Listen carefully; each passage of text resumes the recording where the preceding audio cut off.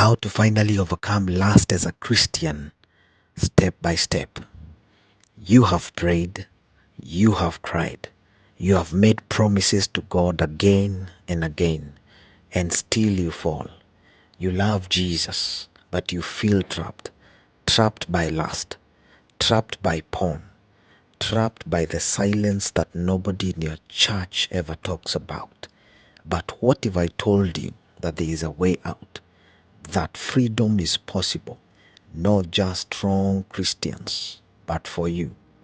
This isn't a quick fix, but it's the truth, and the truth will set you free.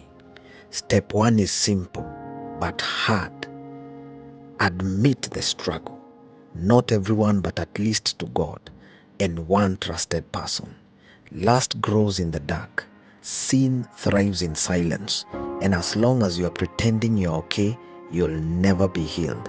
The Bible says, confess your sins one to another and pray for each other so that you may be healed. You don't need to stand on a stage and tell the world, but you need someone who will walk with you, because isolation is where the enemy does his best work. Step 2. Understand the root.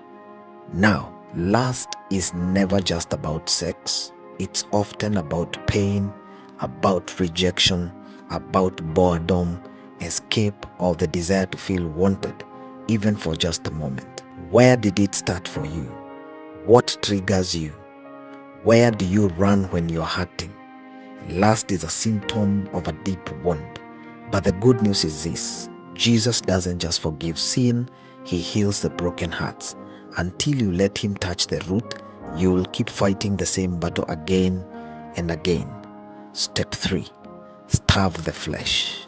The Bible says the flesh and the spirit are constantly at war. You can't feed both. Every scroll, every harmless image, every late night compromise, it's fuel for lust. Jesus said if your eye causes you to sin, gouge it out. Not literally, but seriously. You can't flirt with sin and expect to stay free. So delete the app, mute the influencer, block the sites, move your phone away from your bed. Do what you must to guard your soul. It's not being extreme, it's being wise, because this is war. Step 4. Feed the spirit. You can't overcome lust by just trying harder. You overcome it by growing closer to Jesus, because his presence changes you. That means soaking in the scripture, not just reading, but letting it reshape how you think. It means worship, not just singing, but surrendering. It means praying, not just as a duty, but as a lifeline. You will not beat lust with willpower, but you can beat it by walking in step with the Holy Spirit. Step 5.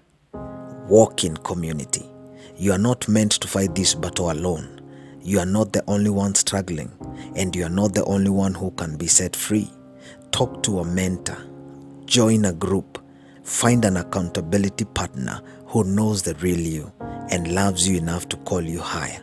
The enemy wants you isolated and ashamed, but the healing comes when you're honest, even when it's hard. God gave us the church for a reason. There is strength in community. And finally, step 6. Receive God's grace. You are going to fall, maybe not as often, but it will happen. And when it does, the devil will scream, "You are fake. You'll never be free. You disgust God." But that's a lie. The Bible says there is no condemnation for them that are in Christ Jesus. If you fall, fall forward. Don't run from God. Run to him. Don't hide in shame. Step back into grace. You are not what you have done. You are who Jesus says you are. You are loved. You are chosen. You are redeemed. Freedom is possible, not just for pastors or perfect people, but for you. Yes, you.